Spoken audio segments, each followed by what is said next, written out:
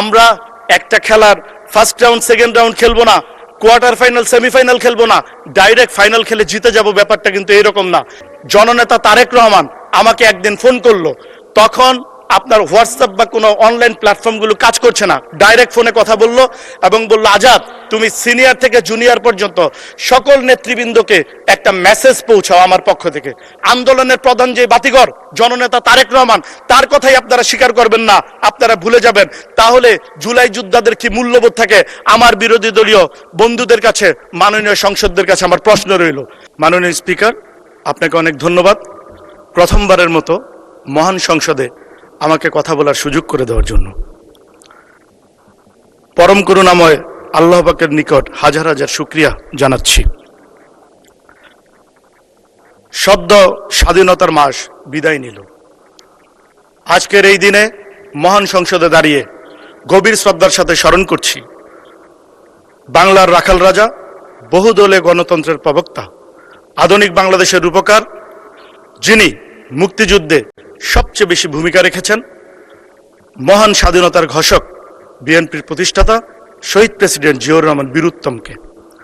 আজকে গভীর শ্রদ্ধার সাথে স্মরণ করছি বাংলাদেশের গণতন্ত্রকামী মানুষের মা, আপসীন দেশনেত্রী, সাবেক 3 বারের সফল প্রধানমন্ত্রী, যিনি আজীবন নিপীড়িত নির্যাতিত মানুষের পাশে থেকেছেন, সেই মহান নেত্রী মরহুমা দেশনেত্রী বেগম খালেদা জিয়াকে। আজকে আমি ধন্যবাদ জানাচ্ছি আমার নেতা, বাংলাদেশের মানুষের হৃদয়ের নেতা, যিনি বীরের বেশে বাংলাদেশে এসে বাংলাদেশের মানুষের অধিকার রক্ষা এবং আগামীর স্বপ্ন দেখার সাহস জুগিয়েছেন, যিনি 17 বছরের গণতান্ত্রিক আন্দোলনের মাধ্যমে ফ্যাসিস্ট সরকারের পতন ঘটিয়েছেন, যিনি আমাকে নারায়ণগঞ্জ 2 2500 আসন থেকে বাংলাদেশ জাতীয়তাবাদী দল থেকে মনোনীত করে ভোটের মাধ্যমে বিজয়ী হয়ে এই মহান সংসদে আসার সুযোগ করে দিয়েছেন। সেই নেতা আমার অভিভাবক মাননীয় প্রধানমন্ত্রী, বিএনপির চেয়ারম্যান জননেতা তারেক রহমানকে আমি ধন্যবাদ জানাচ্ছি। নারায়ণগঞ্জ 2 2500 মুসলিম, হিন্দু, বৌদ্ধ, খ্রিস্টান সর্বস্তরের জনগণকে, যারা তাদের মূল্যবান ভোটের মাধ্যমে আমাকে বিজয়ী করে এই মহান সংসদে পাঠিয়েছেন। মাননীয় স্পিকার, আমি আজকে এই মহান সংসদে দাঁড়িয়ে আমার টপিকস রাষ্ট্রপতির ভাষণ সম্পর্কে আনিত ধন্যবাদ প্রস্তাব। আমি আপনার মাধ্যমে আজকে জুলাই যোদ্ধা, জুলাই সনদ এবং জুলাই যুদ্ধ নিয়ে কিছু কথা বলতে চাই। মাননীয় স্পিকার, আমি বলতে চাই জুলাই সনদ, বাংলাদেশের সকল রাজনৈতিক দল জাতির সম্মুখে জুলাই সনদে স্বাক্ষর করেছে, কিন্তু কোনো রাজনৈতিক দল বা আমরা কেউ কিন্তু জুলাই নামে কোনো সংবিধানে স্বাক্ষর করি নাই। আমি বলতে চাই, আমাদের বক্তৃতা পূর্বে যা ছিল নির্বাচনের পূর্বে, নির্বাচনের পরও তা স্পষ্ট। জুলাই সনদ ঠিক আছে, এটা একটি ইম্পর্টেন্ট বিষয়। আমরা বাংলাদেশে দেখেন, আমরা জুলাই যুদ্ধে এই অনেকেই অংশগ্রহণ করেছি। আজকে যদি জুলাই সনদ নিয়ে কথা বলতে চাই, দেশের প্রচলিত আইন আছে, দেশের গঠনতন্ত্র আছে, সংবিধান আছে এবং জনগণের ভোটের মাধ্যমে নির্বাচিত সরকার আছেন, মাননীয় প্রধানমন্ত্রী আছেন, এই মহান সংসদ আছে। যে কোনো বিষয় আমরা আলোচনার মাধ্যমে এই সংসদে সমাধান করা সম্ভব। আমি মনে করি আমরা নিজেদের মধ্যে উল্টাপাল্টা বাক্য না করে আলোচনার মাধ্যমে সমাধান করলে সেটা ভালো হবে এবং জনগণ সেটা ভালোভাবে নেবে। আজকে মাননীয় বিরোধী দলীয় বন্ধুদের উদ্দেশ্যে মাননীয় স্পিকার, আপনার মাধ্যমে আমি একটা কথা বলতে চাই। জুলাই যুদ্ধ নিয়ে অনেক কথা হচ্ছে, জুলাই যুদ্ধ, জুলাই যোদ্ধা। আমি নিজেও একজন জুলাই যোদ্ধা। এই জুলাইয়ের আন্দোলনে সক্রিয়ভাবে রাজপথে ছিলাম। জুলাই আন্দোলন কিন্তু একটি গণতান্ত্রিক আন্দোলনের পার্ট, যে আন্দোলনের নেতৃত্ব দিয়েছিলেন জননেতা তারেক রহমান। এটি 17 বছরের গণতান্ত্রিক আন্দোলনের শেষ পার্ট। কিন্তু আমরা কিন্তু সেদিকে যাচ্ছি না। আমরা একটা খেলার ফার্স্ট রাউন্ড সেকেন্ড রাউন্ড খেলবো না, কোয়ার্টার ফাইনাল সেমিফাইনাল খেলবো না, ডাইরেক্ট ফাইনাল খেলে জিতে যাব, ব্যাপারটা কিন্তু এরকম না।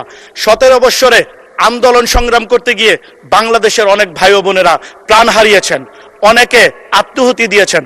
আমরা কিন্তু সেই দিকে যাচ্ছি না। আমাদের এটা মনে রাখতে হবে, জুলাই যুদ্ধ 17 বৎসরের আন্দোলনের, গণতান্ত্রিক আন্দোলনেরই একটি পার্ট, এবং যে আন্দোলনের নেতৃত্ব দিয়েছেন জননেতা তারেক রহমান।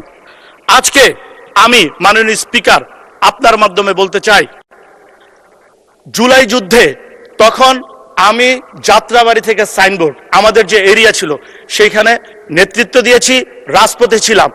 আমি ঢাকা বিভাগের সহ সাংগঠনিক সম্পাদক হিসাবে ঢাকা বিভাগের সর্বপর্যায়ের নেতাকর্মীর সাথে যোগাযোগ করেছি, সবাইকে নিয়ে রাজপথে কাজ করেছি।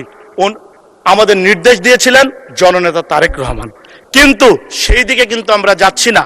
আমার মনে আছে কারফিউ দিয়েছে, কারফিউ যখন দিয়ে দিল তখন কিন্তু আজকে আমাদের সংসদে অনেকে আছেন, আমার অনেক বন্ধুরা, তারা কিন্তু তখন সরকারের সাথে কি আলোচনা করছেন আমি সেদিকে যেতে চাই না, কিন্তু জননেতা তারেক রহমান আমাকে একদিন ফোন করলো। তখন আপনার হোয়াটসঅ্যাপ বা কোনো অনলাইন প্ল্যাটফর্মগুলো কাজ করছে না, ডাইরেক্ট ফোনে কথা বললো এবং বললো, আজাদ তুমি সিনিয়র থেকে জুনিয়র পর্যন্ত সকল নেতৃবৃন্দকে একটা মেসেজ পৌঁছাও আমার পক্ষ থেকে। সেটা হলো, কারফিউ ব্রেক করে সবাই যদি রাজপথে থেকে আন্দোলন করতে না পারে, অংশগ্রহণ করতে না পারে, তাহলে স্বেচ্ছায় দল থেকে পদত্যাগপত্র দিয়ে চলে যেতে বলো। আমি অনেক সিনিয়র নেতৃবৃন্দ থেকে জুনিয়র পর্যন্ত সেই মেসেজটি পৌঁছিয়েছি, এখানে অনেক বন্ধুরাই আছেন, এবং আমাদের সিনিয়র থেকে জুনিয়র নেতৃবৃন্দ অনেকেই তখন রাজপথে ছিল এবং কারফিউ ব্রেক করে সেই আন্দোলনে অংশগ্রহণ করেছে। তাহলে আমি বলতে চাই, জুলাই আন্দোলন, শুধু যদি জুলাই আন্দোলন জুলাই যুদ্ধ আপনারা বলতেই থাকেন, সবার ক্রেডিট দিতে হবে। সেই আন্দোলন সংগ্রামে আন্দোলনের প্রধান যে বাতিঘর জননেতা তারেক রহমান, তার কথাই আপনারা স্বীকার করবেন না, আপনারা ভুলে যাবেন। তাহলে জুলাই যোদ্ধাদের কি মূল্যবোধ থাকে? আমার বিরোধী দলীয় বন্ধুদের কাছে, মাননীয় সংসদদের কাছে আমার প্রশ্ন রইল। আমি আমার কথা দীর্ঘায়িত করব না। আমি বলতে চাই, জুলাই যুদ্ধ, জুলাই আন্দোলন সেটি 17 বৎসরের গণতান্ত্রিক আন্দোলনের একটি পার্ট। যে আন্দোলন আপনারা দেখেছেন, কিছুদিন আগে নির্বাচন হয়েছে, সেই নির্বাচনে